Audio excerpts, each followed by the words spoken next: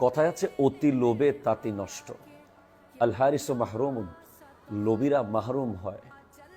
মনে রাখবেন, ব্যবসা এমন একটা নেয়ামত, ব্যবসা এমন একটি ইবাদত যেটাকে আল্লাহ দিয়েছেন।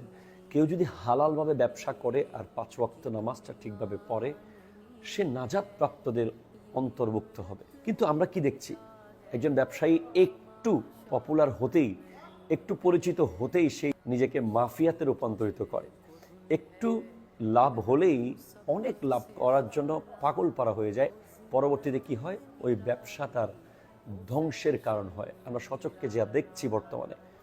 কখনো অতি লোভ করবেন না। যতটুকু লাভ করলে আপনার হয়ে যাবে, এর অনেক বেশি লাভ করতে যাবেন না। এই ব্যবসার লভ্যাংশ, এই ব্যবসার পণ্য আপনাকে ধ্বংস করে দিতে পারে।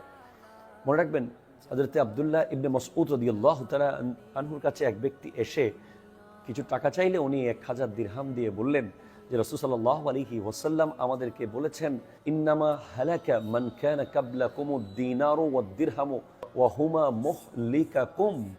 অর্থাৎ নিশ্চয়ই তোমাদের পূর্ববর্তীদেরকে দিনার এবং দিরহামের লোভ ধ্বংস করে দিয়েছে।